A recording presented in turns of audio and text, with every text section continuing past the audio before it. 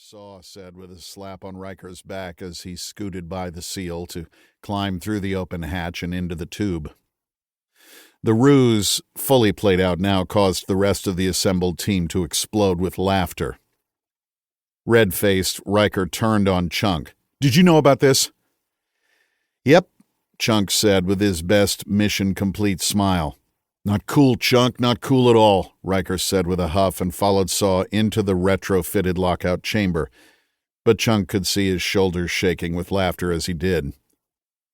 Chunk looked back and forth between the Ohio's Lieutenant Spence, wearing her underway uniform of dark blue coveralls, and Gold Squadron's Lieutenant Spence, who was dressed out in dive gear.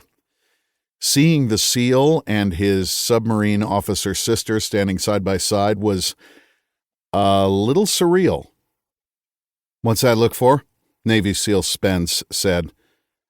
"I was just thinking that this underway explains a lot," Chunk said. "Yeah, how so?"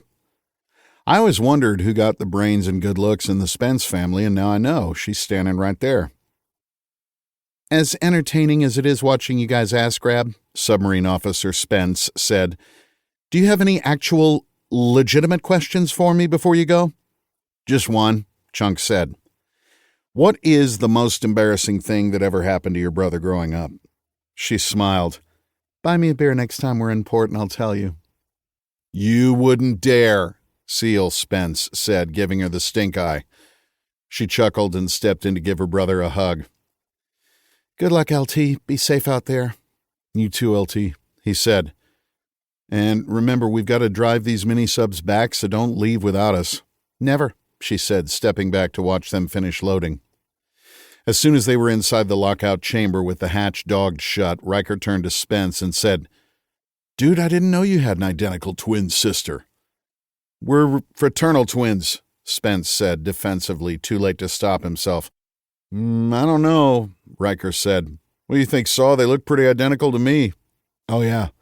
Put a nice wig on Spence and I literally wouldn't be able to tell the difference," Saw said as the chamber began to flood, filling up from the bottom. "Bro, I think your sister's hot," Tripp said. He touched a finger to Spence's shoulder and made a sizzling sound. "Think she'd go out with me?"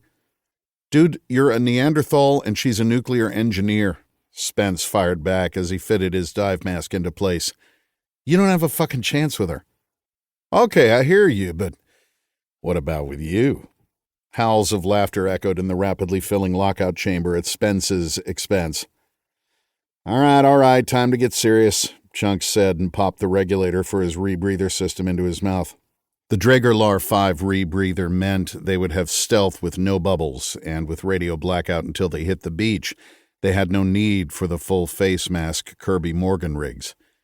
Tonight, they were old school. A moment later, the chamber was completely full, and an automated system equalized pressure with the ocean outside. With equalization complete, Spence opened the missile hatch door at the top of the tube and finned out into the black ocean. Chunk flipped down the DVS 100 waterproof night vision goggles in front of his mask and clicked a button on his watch, starting the clock. They would be off the boat in the next 10 minutes, and the USS Ohio would be silently underway to the next waypoint, where they would simulate launching cruise missiles, one of the many moving pieces in the complicated red cell op they were about to undertake.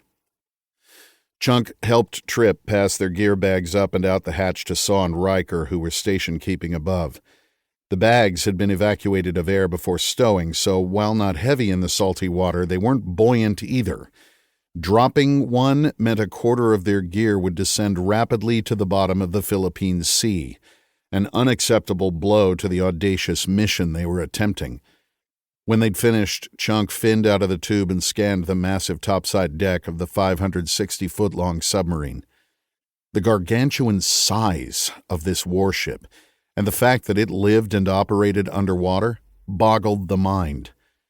A fairing to accommodate the missile tubes, which penetrated the top of the hull, created a broad, flat surface wide enough to house their two dry deck shelters side by side.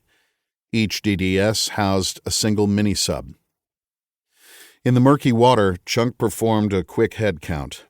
For tonight's Red Cell Op, 10 members from Gold Squadron would be participating, 5 from Alpha Platoon, which he led,